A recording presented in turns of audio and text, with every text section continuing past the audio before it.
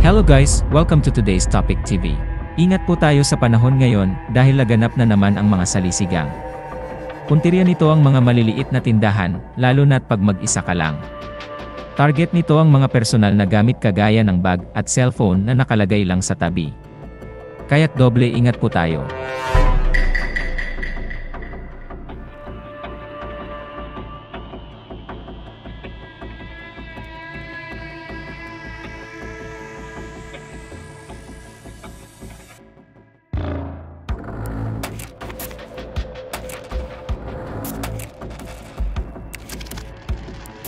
Napansin din ito ang CCTV camera, subalit binaliwala lang niya ito.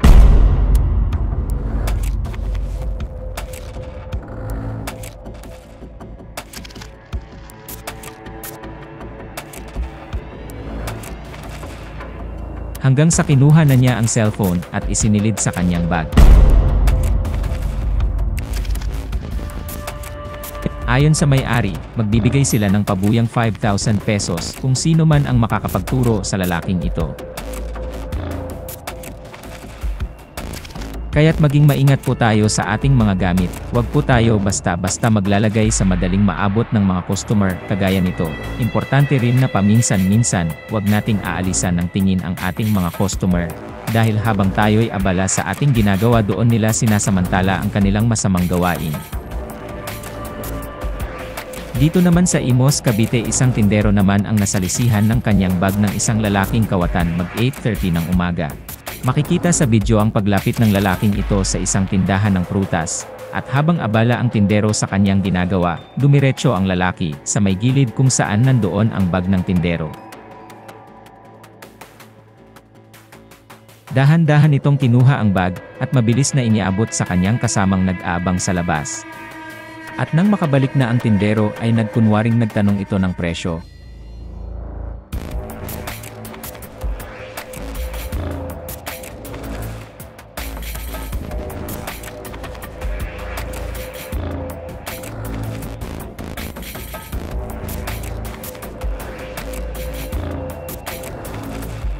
At para di mahalata, bumili na lang din ito ng mansanas.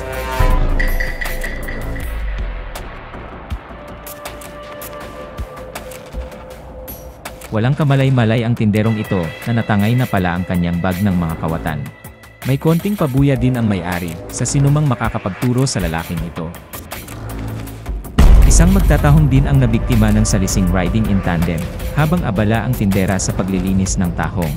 Makikita sa video ang lalaking naka-helmet, habang naghihintay ng kunwaring binili niyang tahong. Subalit iba pala ang pakay nito, kundi ang bag ng tinderang nakalagay sa may bandang likuran niya.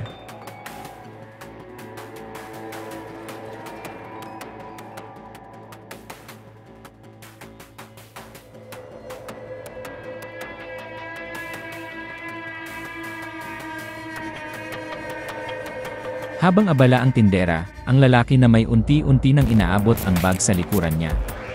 Pagkakuha sa bag, pasimple itong tumalilis, habang ang tindera na may walang kamalay-malay sa nangyari. Ito yung sinasabi kong di dapat aalisan ng tingin ang customer paminsan-minsan kapag may ginagawa. Dahil ikaw lang ang binabantayan yan, dahil kapag ka nalingat ka, doon siya umaatake. May kung ilang segundo pa ang nakalipas nang bigla nitong maalala ang kanyang bag sa likuran niya. At saka pa lang niya nalaman na nawawala na ito. Kaawa-awang tindera, tangay ang maliit na kita, at pambayad ng utang dahil sa mga taong tamad, ayaw pumarehas, at di magtrabaho ng ayos. At bukod tanging ipinapakain sa pamilya, ay galing pa sa nakaw. Sana makonsensya naman kayo sa mga gawain niyong masama. Yung konting kinikita niya para sana sa pamilya niya, ay ninakaw niyo pa.